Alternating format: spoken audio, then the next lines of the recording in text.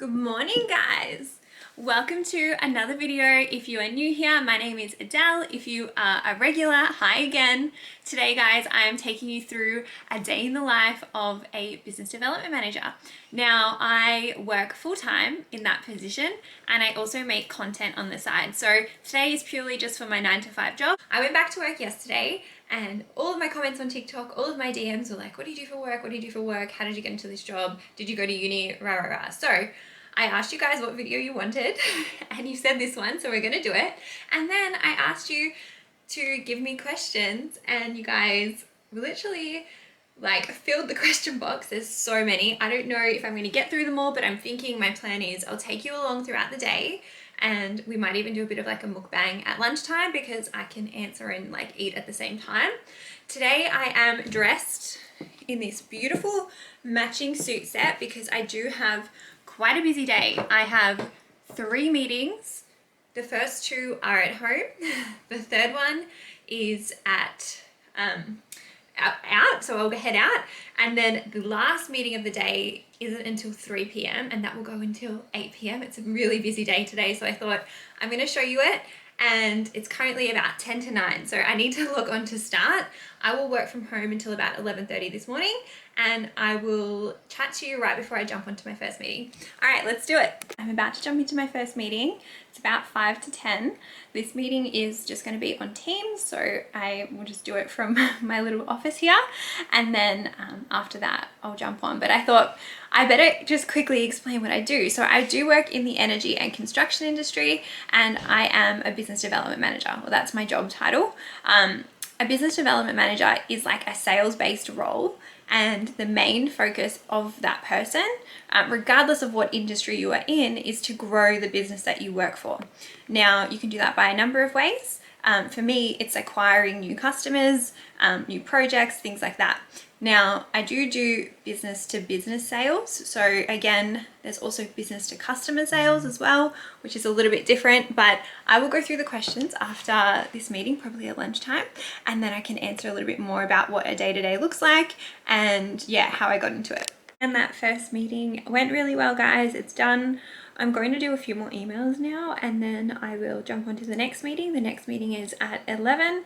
That will go till 11:30 and then I'm going to head out to another meeting. What I really like is that I can manage my day however I see fit. So I can book my meetings when I want, I can do my calls when I want, I can do my emails when I want, which is really good because there's quite a lot of autonomy in this job. Obviously, I work full time and on the side I create content. So I do feel like I have 2 jobs at the moment because the content creation does take up a lot of my spare time. And obviously I just thought I need to probably reference that too because I do make some money from that. However, this is like my main source of income, but we'll get to the juicy questions later when I'm doing my lunch and the mukbang. And now, guys, I'm heading off to my next meeting. So it's 11:30. My team meeting just finished. I am heading to the next one, which starts at 12:30. Giving myself enough time to get there. I've got a table in the back seat, which is for the meeting later at 3 p.m. So I've got a really crazy day, but after this meeting, I'll get some lunch. I think I'm gonna get a poke bowl and we can answer some of those questions and eat at the same time. Oh, all right, guys, it's lunchtime. I have half an hour, and so I went and got a poke bowl. We're going to eat in the car, and we're going to have lunch together while I answer the questions. Now, I did get this poke made fresh, which means no avocado. I'm so happy. And they diced up the salmon for me. I get my poke bowls from Pokero. I think there's a few locations around Melbourne, so maybe check that out.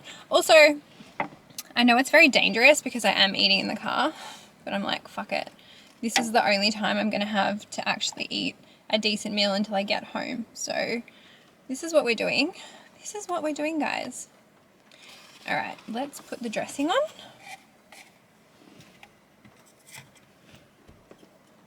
This is so funny. A mukbang in the car. I said to myself after the last one, I'm never doing a mukbang again. And here we are. Here we are. I'm not doing the salad trick today, guys. I just don't really trust myself. You know, the Kardashian salad shake. I don't trust myself today. I'm just like trying not to get it on myself. I'm so excited to do this, guys, because I love giving you content that you want in real time. In real time. Why am I singing? All right, I'm going to start with the people at the bottom, or at the start. First question is, what degrees did you study at uni to become a BDM? What did you do to become a BDM? Guys, I think I became a BDM based on my experience, not so much my uni degree.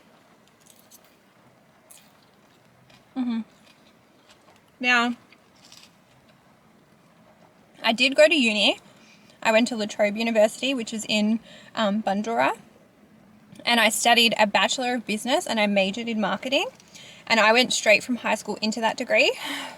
I went into that degree because I didn't know what I wanted to do when I was 18. I actually finished school at 17, I had no idea what I wanted to do, but I knew that I liked the business management subject that I did in high school. And so I was like, let's do business, and I don't mind marketing, so let's do that. I had no intention of becoming a BDM when I did that degree. And I'll also say, I have worked with other BDMs at this job and the job before this one, and some of them didn't have a tertiary education. So I personally don't think that you need a degree to do my job.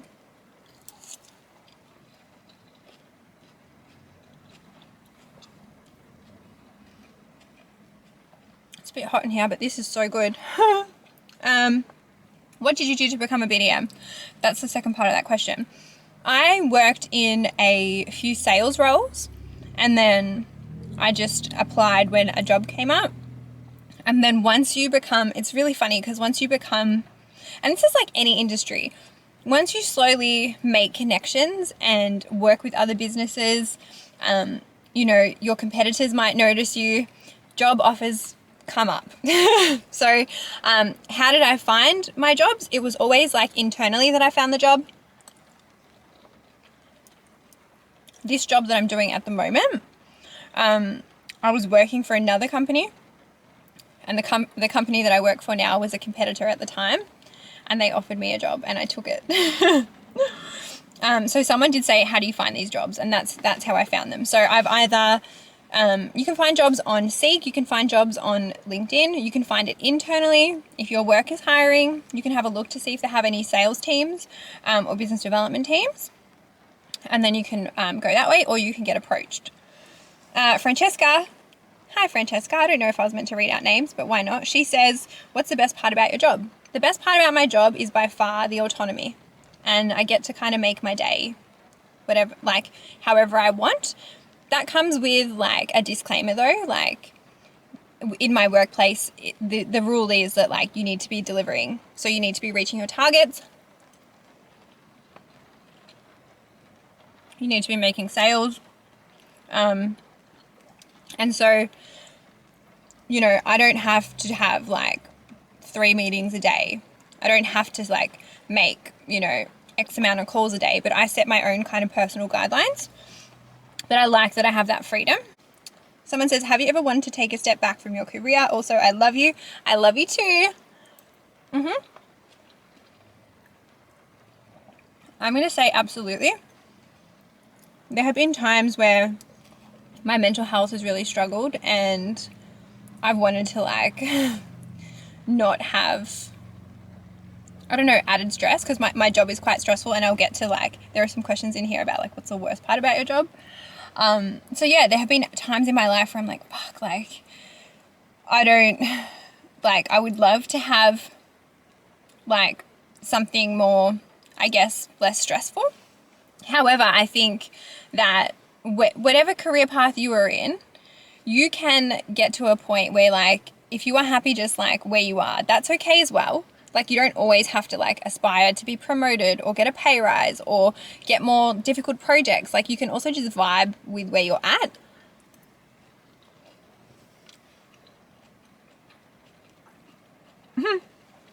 Next question.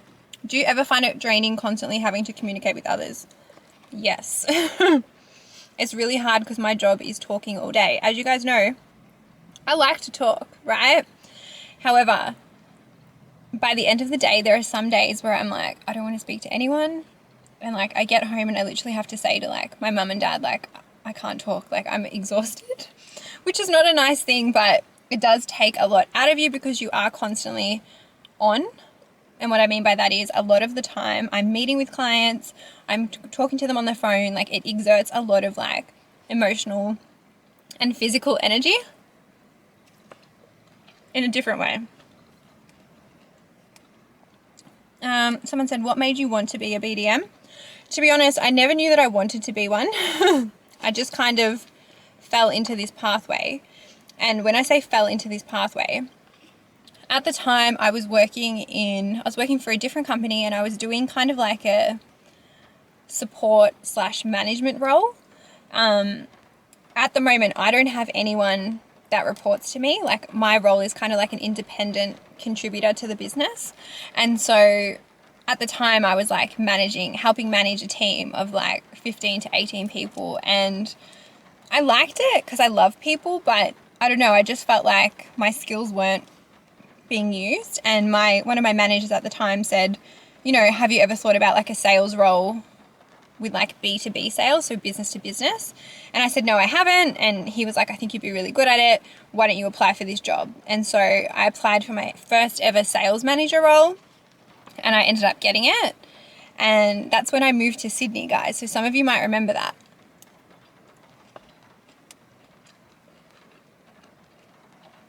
And then I was a sales manager in that role before becoming a business development manager in this role. I've been with this company that I'm at now for 2.5 years, I think.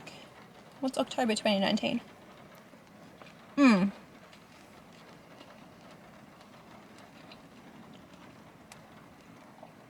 Someone says, do you ever procrastinate? I feel like you're so busy and balance it so well. I do not balance anything well, guys. If you saw my screen time, if you saw what I do on the weekends, how much time goes into like making content and editing content and trying to get stuff done before work, after work, like you would see that I don't really have much of a work-life balance at the moment. And I'm not going to lie to you and say, oh my God, I've got it down pat. Like my screen time is 1 hour a day. It's not.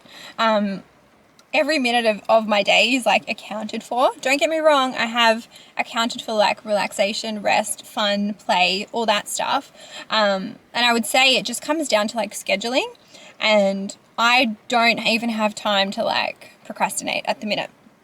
With a full-time job that is so stressful, and then creating content on the side, I actually don't have time to procrastinate. Don't get me wrong, there are times where I'm like, oh, you know, like I can't like I know that I was like going away just before Good Friday, and I was like kind of mentally checked out, but like still obviously doing my work because my job is numbers based. So if you don't hit your targets, like pressure is on, which is, yeah, it can be stressful. This piece of lettuce is so annoying.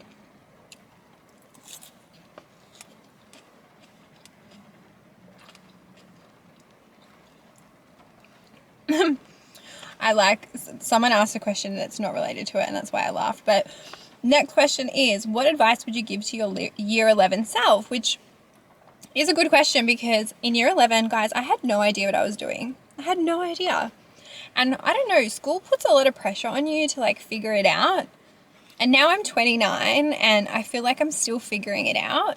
But I would say, don't panic. You don't have to know what you want to do in year 11. Who knows what they want to do in year 11? Also, if you know what you want to do, amazing. I'm so happy for you. But like most people don't know.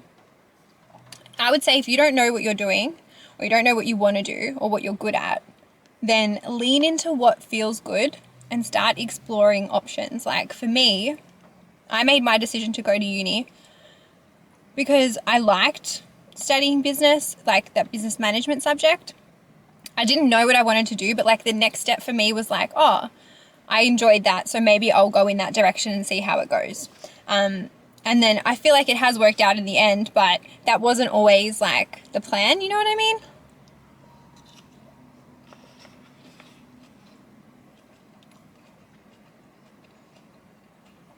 Good question.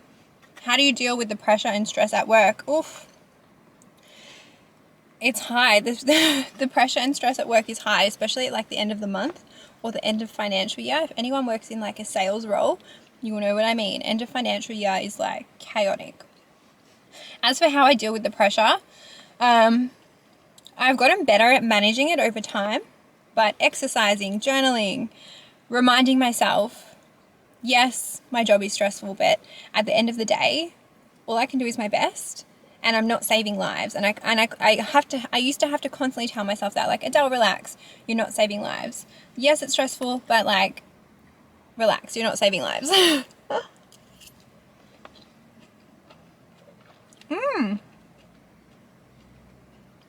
Did you struggle mentally with uni? How did you handle studying into everyday life? I didn't really struggle with uni because I am very, what's the word? I love structure and I love routine and I loved learning. I was a big nerd in school, guys. Like, I would do my homework at lunchtime. So for me, making time to study wasn't challenging, and I also worked part-time as well. So I balanced uni and working part-time at the same time. My experience at uni was interesting. I'll get to that question in a second because someone else asked about it. But yeah, I don't know. I don't think I struggled with it. And I'll explain a little bit more about uni when I get to the other question. Someone says, is it hard to get a job after graduating uni? I think it depends. I think it depends on what industry you're in.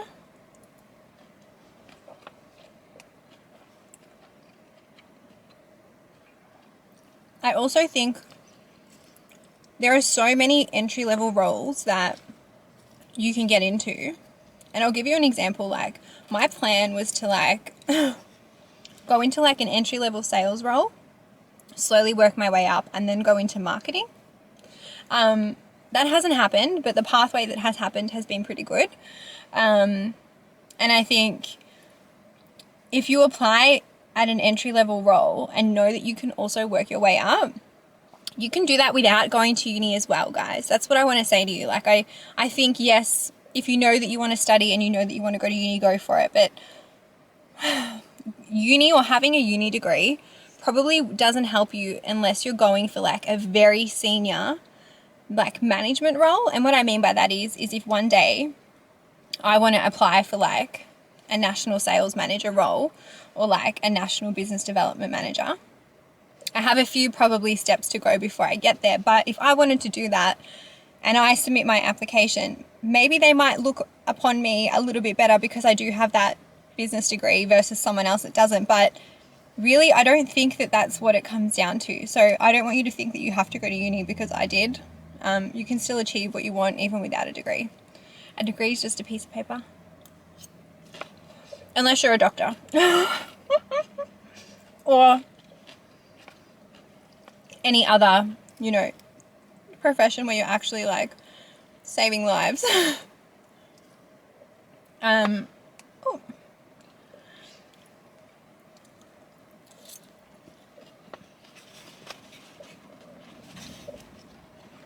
We're getting through these questions, guys. I'm really happy about this.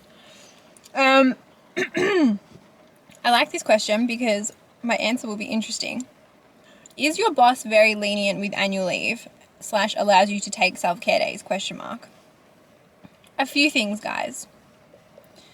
Your annual leave and your sick leave is yours to take, right? As long as you're giving your employer enough notice, you are allowed to take your leave. Now, I'm getting better at this because I took sick leave when I had COVID, and I realized when I took that sick leave that I had not taken sick leave in over 2 years. Obviously, the pandemic, work from home, stuff like that, but there were definitely days where I needed a mental health day and I didn't take it. There were definitely times I felt sick and I still worked. Like, not sick in the sense that like I had COVID back then in that 2-year period, but like had a migraine, had a headache, whatever it was. Like, I'm entitled to take my leave. If I'm sick, I'm going to take my sick leave. If I need annual leave, I'm going to take my annual leave. So I'm not going to say my boss is lenient. I'm going to say my boss is how a normal boss should be, to be honest.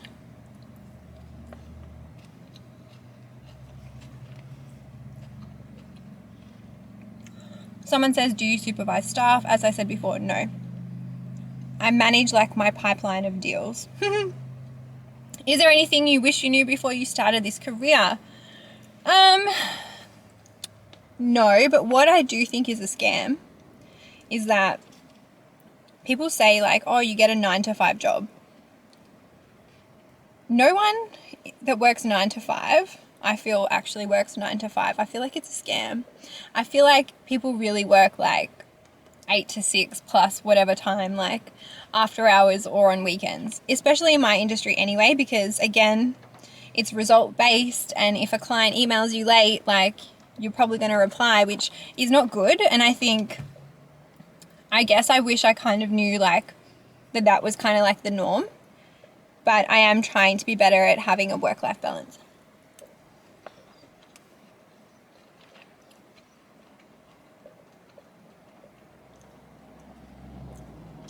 Someone's like, how do you make it seem so exciting? To be honest, I feel like what you focus on grows, right? So if I focus on like the bad things about my job, I'm going to be pretty unhappy. If I focus on like the good things about my job, it's going to be more enjoyable. And I've always been like that. There have definitely been jobs where I've like really disliked them and then I've changed jobs, because in that instance it's like life's too short to work a job that you don't like. So yeah, I would say if you don't like your job, then find another one. But as for making it seem so exciting, I do genuinely like what I do, so it does feel exciting. And also I am like an excitable person.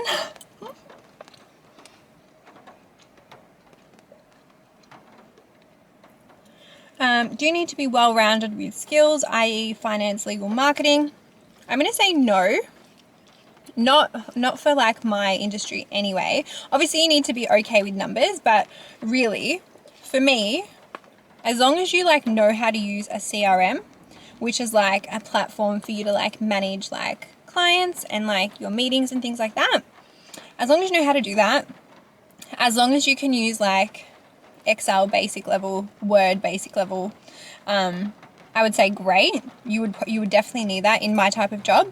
But what is more important is how you are as a person and how you make people feel.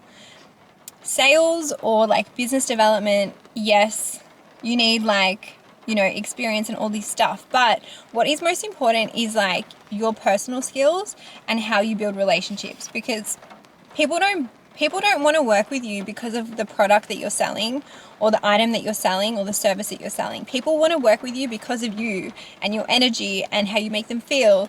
And so I would say that if you are really good with people, you love talking, like you are good at building like rapport and relationships, then you would probably be suited to this role.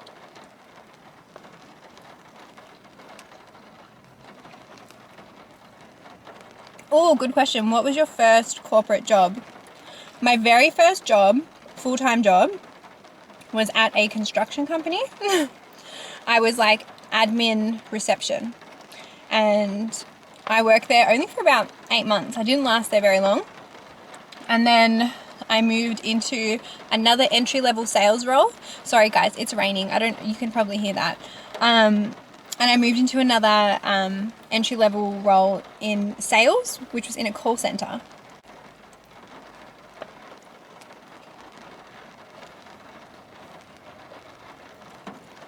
Did you have to have a particular ATAR score? How long did you go to uni for? My ATAR score was 84, and I went to uni for 3 years. I think you just needed like 80 or something to do my degree. I can't remember, it was so long ago. It was like nearly 10 years ago. What the hell? How long did it take you to build your career? I think I'm still building it, guys. I don't think I'm finished building it yet. It takes time. I think I probably really started taking it seriously when I was about 25.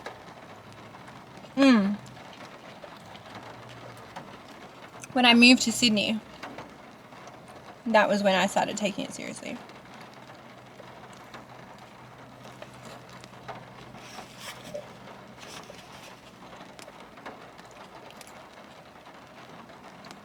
Someone says, is changing careers risky?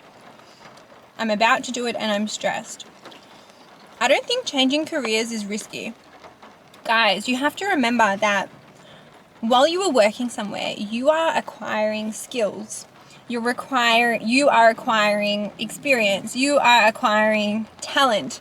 And a lot of those things are transferable to another industry or another career path.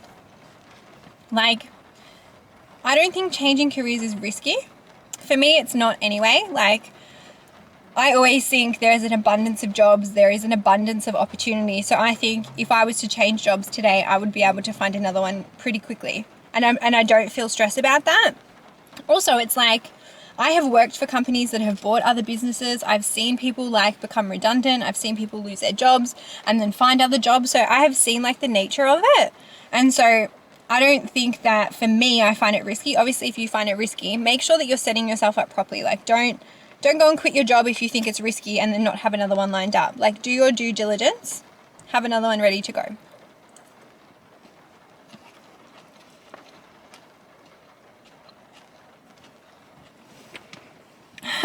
What do you do when you're visiting your clients? Who are your clients and what work do you do for them? Oh, I think my camera is overheating. I think I might have to stop. So when I'm visiting clients, I am talking to them. I do presentations. My clients are businesses. And so I go in and I meet with other businesses and I see if we can work together. Obviously, I'm keeping this very high level, guys. I don't want to like give, everything away. But it is a sales-based role. So I help them with their energy needs. What does your job involve? As I said, meetings, emails, phone calls, doing proposals, doing agreements, doing presentations. Sometimes I have to travel.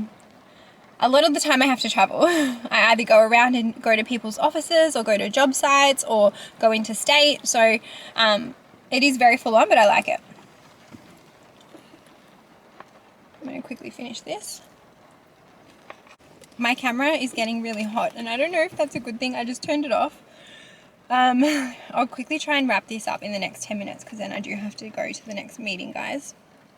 But I'm trying to get through as many questions as I can.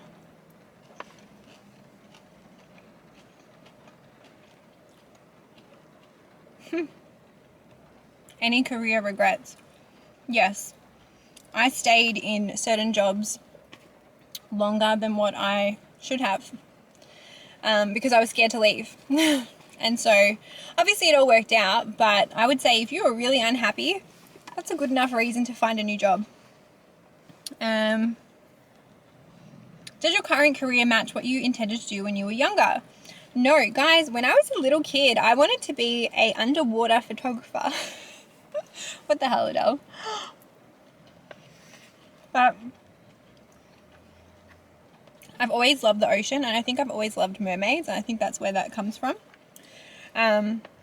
Even now, like, dipping my toes into, like, proper content creation, I love doing that as a side hustle. I still don't think I would want that to be, like, my full-time thing. And I've answered this before, like, would I quit my job for content creation? And I'm like, no, but would I potentially do it to start my own business? Yes. What business does that look like? I have ideas, but I'm just, exploring them at the moment. Have you ever felt imposter syndrome? How did you overcome this feeling? Absolutely. Imposter syndrome is so normal, guys. I always feel it when I start a new job or get a promotion. It's like your brain saying, you're not good enough, like you've tricked everyone, you can't do this, but you literally have to tell that voice to shut up and tell that voice to fuck off.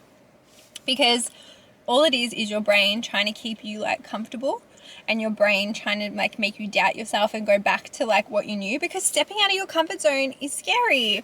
Stepping out of your comfort zone is not comfortable, but good things happen outside of your comfort zone, guys, so always remember that. Oh, good one. How much do you earn and how much do you budget? So, guys, I can't give you an exact figure because most BDM or sales roles will be commission based. So you have a salary and then you have the ability to earn way more money on top of that.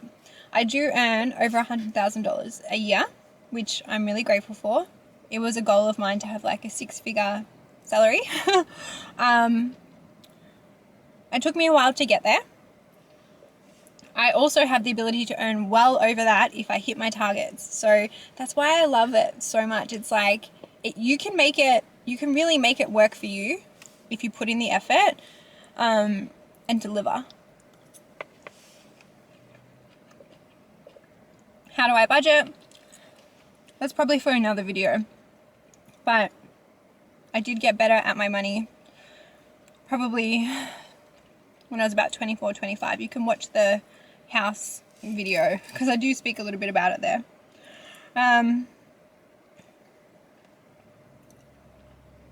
What is your favorite thing about your job? I already answered. Do you find it hard being a BDM, having to deal with the feedback or rejection? No. Rejection is part of life. I feel like now I'm at a point where I'm like, you can't win them all. You can't. I can't close every deal that I work on. I can't get every client that I want, and that's okay. I can do my best, and that's good enough. Having a more realistic approach to it, I think, helps you stay in the job for longer. Yeah. Camera just like shut off. I think it's way too hot. So I'm going to answer one more question, finish this food, and then I'll come back later when the camera's not overheating. The question was about being in a male-dominated field. Does that matter to me, or do I feel I do/don't get treated well? I do work in a male-dominated industry. Does it matter? No, I don't really mind. My employers have always been quite respectful. My teammates have always been quite respectful. Even my clients, 97% of them, I'm going to say, have been respectful. Whenever they're not, I have no problem kind of like standing my ground and affirming like my position, or like, putting someone back in their place. It definitely did take some getting used to though. I think I was a little bit less confident when I started, and now I'm a little bit more confident, which I've seen myself change over the years, which is interesting too. I just nearly choked on the freaking salad. Whew. Someone says, does your work involve cold calling? Yes, it does. Yes, it does. It's part of the job. And I'm not fussed about it. I have no issues cold calling anyone.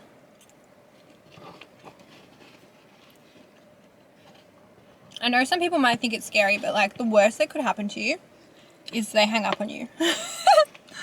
Which is not that bad at the end of the day. Did you always know what you wanted to do? No. Do I still know what I want to do? No. I don't think anyone knows what they want to do. Alright guys, I'm going to leave it there because the camera's having a freaking meltdown. I'm going to head to this meeting. I'll see you when we get there. I have arrived at my last, I guess, event for the day. This meeting is a little bit different to what I would normally do. However, it is part of my job. So I will be at this place from now until 8 p.m. Basically meeting with stakeholders, answering questions, and making sure that everyone is on the same page. So it's going to be a long night. I did obviously have the poke for lunch. That should tie me over. I've got my phone charger, my computer. I've got my computer charger. I have a water bottle, and I'm also going to take in my hand sanitizer just because I'll be shaking a lot of people's hands. So I want to obviously be as clean as I can. COVID has made me very paranoid. I am constantly hand sanitizing. Anyway, guys, I'm going to head in now. I will probably, depending on how quiet it is, I don't know if I can take the camera in there, but if I can, I'll show you it. If not, I will see you afterwards. And guys, it is now 8 p.m. Actually, it's 8:15, and I have just finished that I guess night session. Those nights are few and far between, but they are part of my job. The other thing as well, I often will go to like client lunches, networking events, after work drinks, things like that. So as I was saying, just in regards to like that whole 9 to 5 thing, doesn't really exist. But I do want to quickly just see if I missed any other questions, because my camera was having a freaking meltdown before, and I was not here for that. Ooh, what am I doing? All right, guys, I'm past the tired stage. Now I'm delirious. I'm just trying to find the comment that I got up to because I think I covered quite a bit while I was eating lunch.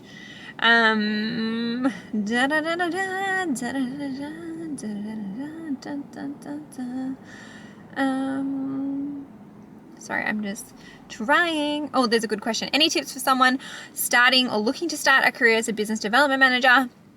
Go into a sales role. See if you like sales first. And it doesn't really matter what type of sales it is, whether it's B2B or B2C. Get a feel for it. Usually I have found most people that I have met have had B2C sales experience and then gone into business development or sales management.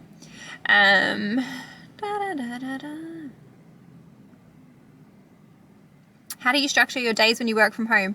Exactly the same. I still get up, I still have a shower, I still get ready for work. Even if I don't do my makeup, I still put on different clothes. Like I'll never work from home in my activewear. I'll never work from home in my pajamas. I'm very much a structured and routine type of person. If you have followed me for a little while, you would know that.